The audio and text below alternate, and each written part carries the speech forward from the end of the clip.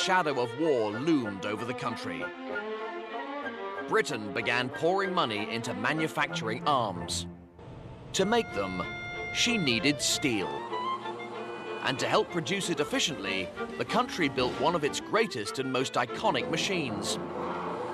With dozens of moving parts, it certainly looks like a machine, but in fact, it's a moving bridge. All 2,600 tons of it. The Middlesbrough Transporter Bridge spans the River Tees, and it's not just your normal bridge.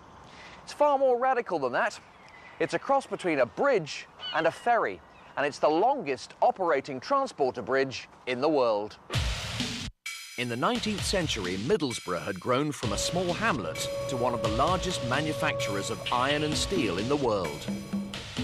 The problem was that the city was separated from most of the ironworks by the River Tees.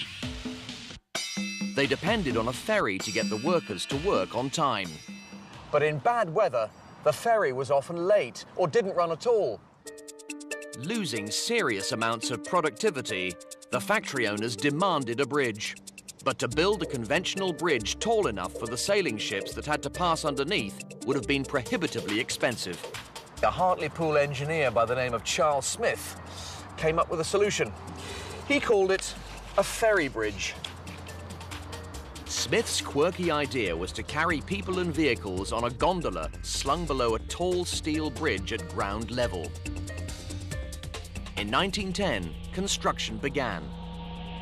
This extraordinary feat of engineering was completed in less than 2 years. And in October 1811, it was unveiled to the world with great ceremony. Almost 100 years later, this amazing machine is still working exactly as it did on the day they turned the power on. I'm 165 feet above the river, and below me, attached to 60 wheels, runs the upper carriage. Attached to this are 30 steel cables which carry the gondola below. They are cleverly cross-wired to stop the 65-ton gondola blowing around in the wind as it makes the crossing in just 90 seconds.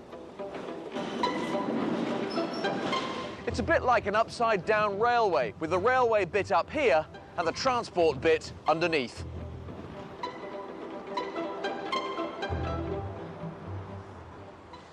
Back in 1911, when they'd finished building the bridge, they tested it by driving a steamroller onto the gondola. Let's see if it's still up to the job, shall we? This 1916 Aveling and Porter steamroller weighs 14 tons, and it's not easy to drive. Tricky steering, and you don't stop it with a brake, you have to put it into reverse. If I get this wrong, the gondola's barrier isn't going to stop me in this beautiful machine crashing into the Tees. Concentrate! I said concentrate, Barry.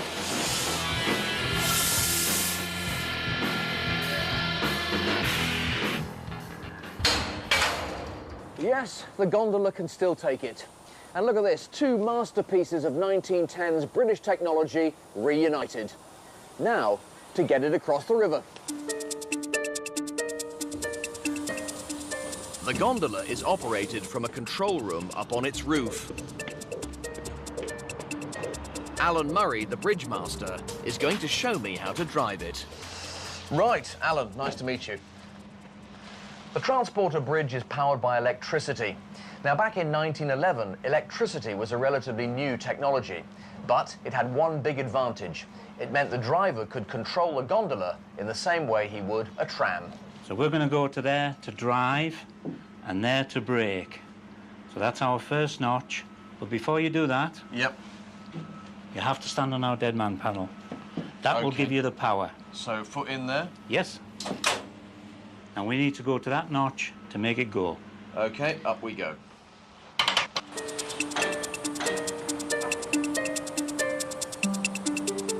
The lever control gives me 3 speeds in both directions. I can increase the speed? You can indeed, by just notching up. Like a tram, the electricity goes up through contacts to overhead wires strung across the bridge.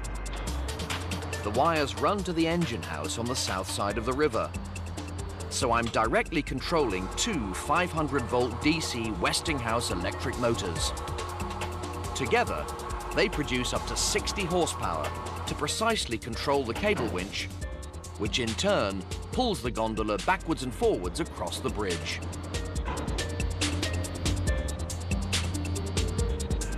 All the motors, controls, and even the switchboard are original. In the last 98 years, they have driven the gondola nearly 1 million miles. And when we come in to dock, you've got to watch for our state-of-the-art docking mechanism. Right. Come off power, and then you go in. Now, if you come into the brake now, Okay. and just hold it there for the first notch, because we're docking so slowly, that brake will hold it all the way in. Okay, there we go. We've got a high-tech system of lining up the red tape on the windows with a bit of wood nailed to the bridge. There it is, yep. Right between those two. Look at that. Fabulous. And that's it.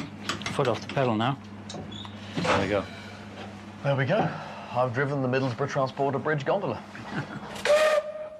One steamroller safely delivered, just as it was in 1911.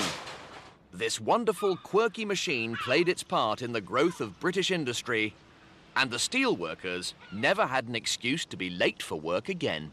In the 1910s, Britain was an industrial powerhouse. We exported goods to every corner of the globe. Over a third of the world's ships were British, and throughout the land, estuaries rang to the sound of shipbuilding.